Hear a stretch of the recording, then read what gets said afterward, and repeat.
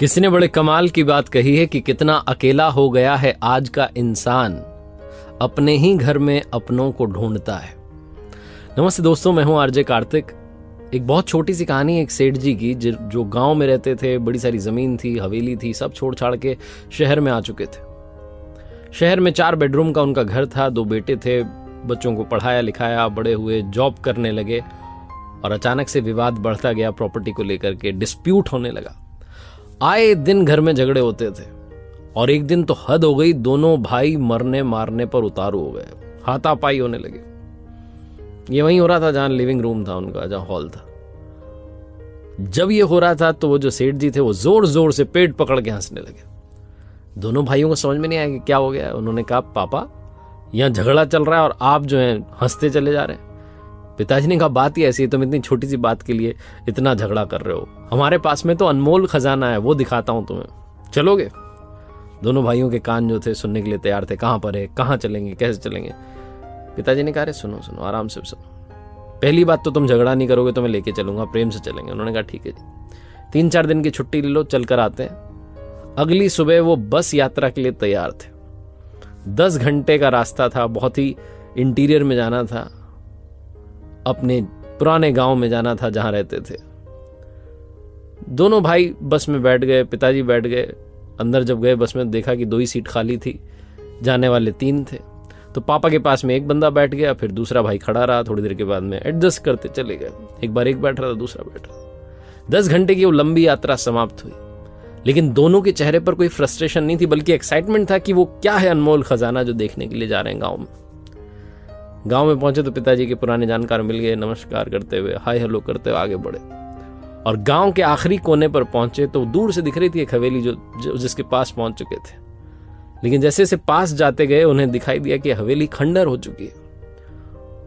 वो जो पापा थे उन्होंने देखा सेठ जी ने कि ये तो पूरी बेकार हो चुकी है। कबूतरों ने घोंसले बना लिए, झाड़ियां उग गई हैं, वीरान सुनसान हो गई है।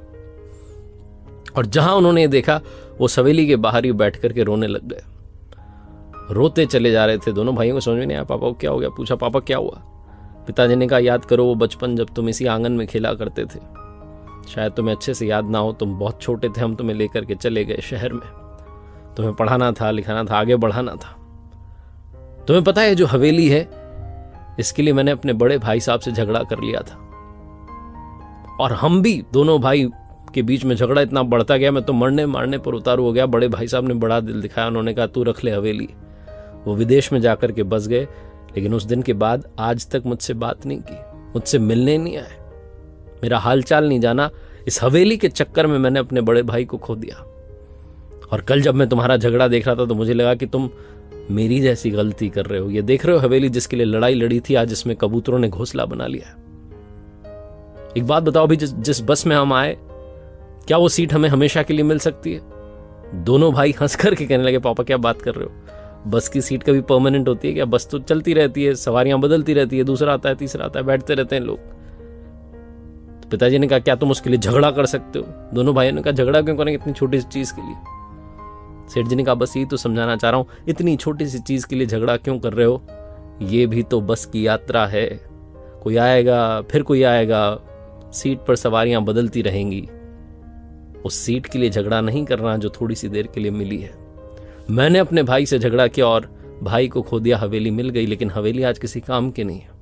तुम दोनों झगड़ा करोगे, प्रॉपर्टी तो मिल जाएगी, लेकिन अपनापन चला जाएगा, रिश्ता टूट जाएगा। उस बस की यात्रा में जैसा तुमने तालमेल बैठाया था, बस वो बैठाना सीख लो, जीवन सफल हो जाएगा। बहुत छोटी सी कहानी जो बताती है कि मटेरियलिस्टिक दुनिया के पीछे हम इमोशनल दुनिया को बहुत पीछे छोड़ा है। अगर आप भागते दौड़ते रहेंगे सिर्फ उस अंधी दौड़ में जिसमें आगे जाकर अंधेरा है, तो आप वो अपनापन, प्यार, मोहब्बत खोते चले जाएंगे। एक बार फिर से वही बात जो अक्सर आपसे कहता हूं, ऊपर वाले के आशीर्वाद, अपनी मेहनत और अपनों के प्यार के साथ कर दिखाओ कुछ ऐसा